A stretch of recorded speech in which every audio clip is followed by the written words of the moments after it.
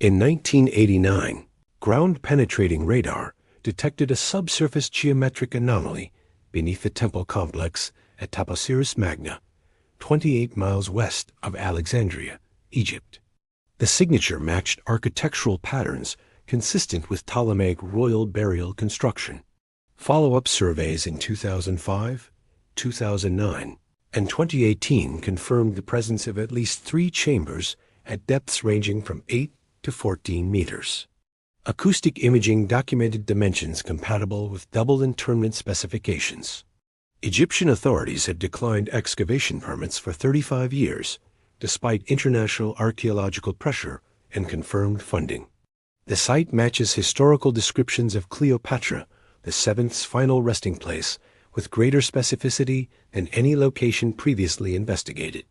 Taposiris Magna translates to Great Tomb of Osiris.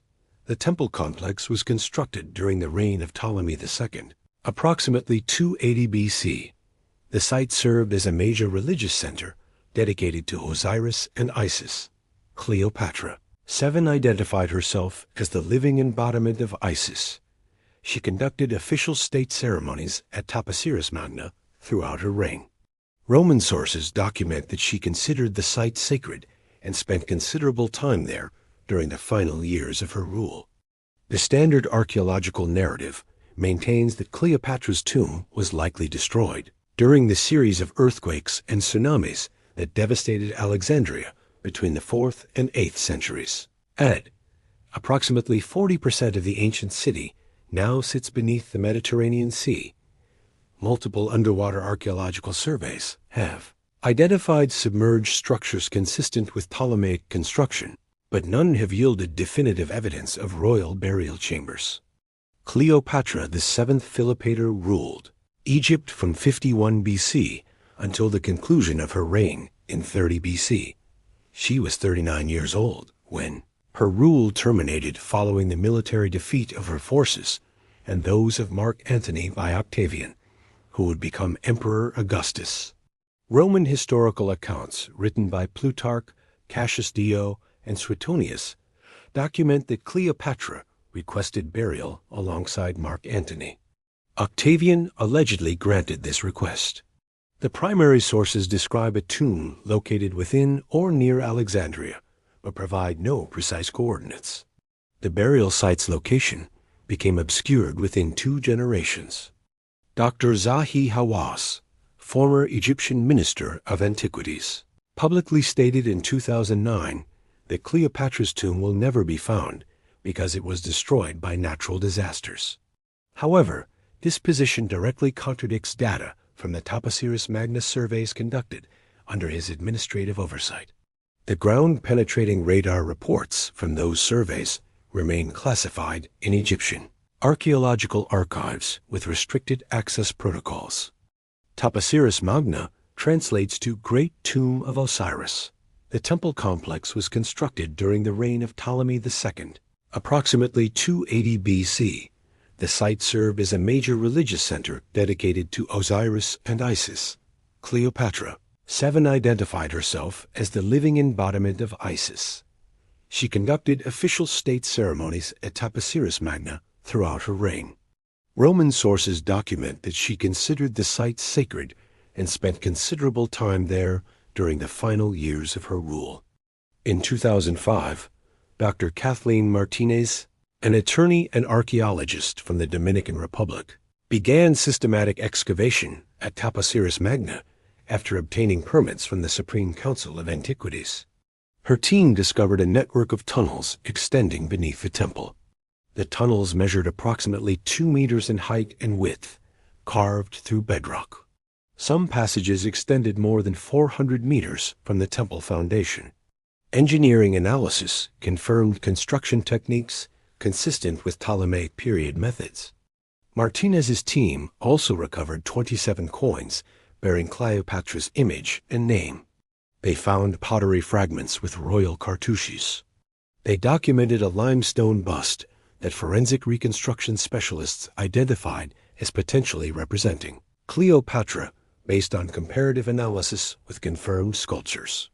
The team excavated 16 burials from the temple precinct. All showed mummification protocols reserved for high-status individuals during the Ptolemaic period. In 2009, Martinez's team employed ground-penetrating radar and electromagnetic survey equipment across a 3-hectare zone surrounding the temple. The equipment detected 3 distinct subsurface voids. The largest void measured approximately 12 meters by 8 meters. The depth registered at 13.7 meters below current ground level. The radar signature showed geometric regularity inconsistent with natural geological formations. The void's orientation aligned precisely with the temple's main axis. The 2009 survey data was submitted to Egyptian authorities along with a formal excavation proposal. The proposal requested permission to sink exploratory shafts to determine the nature of the subsurface voids. The Supreme Council of Antiquities declined the request. Official correspondence cited concerns about structural stability and potential damage to the existing temple complex. No engineering assessment was commissioned to evaluate these concerns. Dr. Martinez continued surface-level excavations in other areas of the site. Between 2010 and 2019, her team documented additional significant finds. They discovered a burial shaft containing 2 high-status mummies. Both showed gold leaf application, a preservation method typically reserved for royalty or individuals with direct royal connections. CT scans revealed one mummy possessed a gilded tongue amulet, a funeral practice designed to enable the deceased to speak in the afterlife. This specific modification appeared in royal burials, but was extremely rare in non-royal contexts. The team also uncovered a system of carved shafts extending vertically into bedrock beneath the temple. These shafts intersected with the horizontal tunnel system at multiple points. Architectural historians noted that this configuration matched descriptions of royal tomb, security features designed to confuse potential grave robbers. The shafts contained sealed chambers, but excavation permits did not authorize opening them.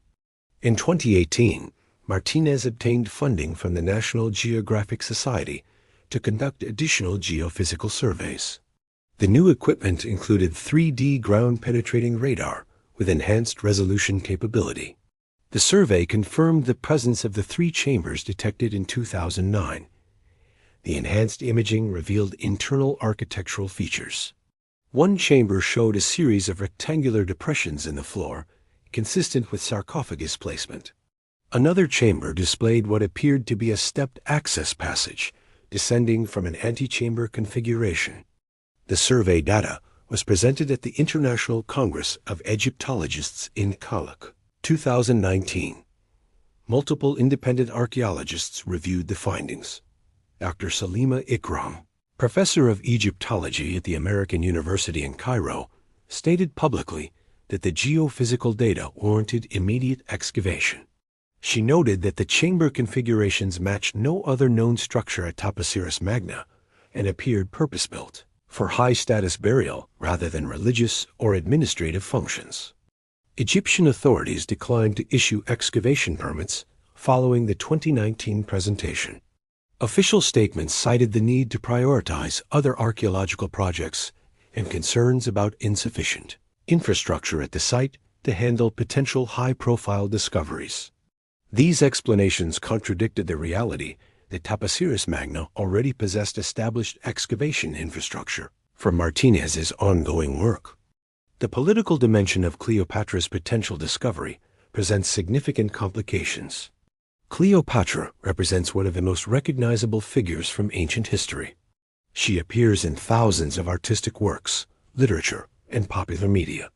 Most representations derive from Roman sources written by her political enemies. These sources described her primarily through the lens of her relationships with Julius Caesar and Mark Antony. They emphasized her appearance and alleged seductive manipulation rather than her documented administrative competence and political strategy. If Cleopatra's tomb were discovered intact, it would contain primary source material from the Ptolemaic court. Burial goods would include official regalia, personal items, and potentially written records. These artifacts would provide unmediated evidence of how Cleopatra represented herself and her reign. This evidence could substantially revise the historical narrative, which currently derives almost entirely from Roman accounts written by authors who served the emperor who defeated her. The Egyptian government faces complex incentives regarding such a discovery. An intact royal tomb would generate enormous international attention and tourism revenue. However, it would also trigger obligations under international archaeological protocols. The artifacts would require conservation, study, and eventually public display. The Egyptian Museum in Cairo currently operates beyond capacity. A discovery of this magnitude would strain existing resources while simultaneously creating political pressure to construct new facilities. Additionally, the tomb's contents would become subject to immediate international scholarly scrutiny. Egyptian authorities would face pressure to grant research access to foreign institutions. The artifacts would be compared against other Ptolemaic materials held in museums outside Egypt. This would renew long-standing disputes about repatriation of Egyptian cultural property currently held in European and American collections. There is also the scenario where the tomb is located but found empty or previously looted. This would eliminate potential tourism revenue while confirming that extensive resources were devoted to a non-productive excavation.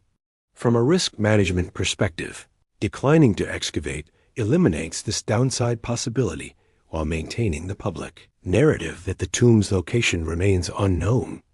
The geophysical data presents a technical puzzle. Ground-penetrating radar produces false positives in approximately 12 to 18% of surveys depending on soil composition and equipment calibration. However, the Taposiris Magna surveys employed multiple methodologies across 4 separate campaigns spanning 14 years. The consistency of the results across different equipment types and survey teams reduces the probability of systematic error to less than 2%, according to statistical analysis published in the Journal of Archaeological Science. Dr. Martinez has stated in multiple interviews that she believes the subsurface chambers are either Cleopatra's tomb or another royal Ptolemaic burial of equivalent significance. She notes that the site's religious importance, the tunnel system's complexity, and the geophysical signatures collectively indicate a burial constructed for an individual of supreme status. No other candidate from the Ptolemaic dynasty who died in Egypt after the temple's construction matches Cleopatra's documented connection to Taposiris Magna. Alternative theories suggest the chambers might contain the burial of Arsinoe IV, Cleopatra's younger sister, who challenged her for the throne, and was subsequently neutralized on Cleopatra's orders. However, historical sources document Arsinoe's removal occurring in Ephesus, far from Egypt. Her body would have remained there rather than being transported back to Egypt for burial in a temple complex associated with Cleopatra's authority. Another proposal suggests the chambers might house priests or administrators of the Osiris cult rather than royalty. This explanation encounters logical obstacle. The chamber dimensions exceed standard requirements for non-royal burials. The construction investment required to excavate chambers 13 meters below ground through bedrock would not be allocated for individuals lacking royal status. Ptolemaic Egypt maintained strict hierarchical distinctions in burial practices. The geophysical evidence indicates a scale and configuration that exceeds non-royal authorization protocols. The tunnel system presents its own analytical challenges. Excavated portions extend more than 400 meters from the temple. Some passages terminate at sealed chambers. Others continue beyond the surveyed area. The acoustic signatures suggest additional unmapped passages extend toward the coastline. One hypothesis proposes the tunnels were designed to connect the temple with subterranean chambers positioned beneath what is now the Mediterranean Sea.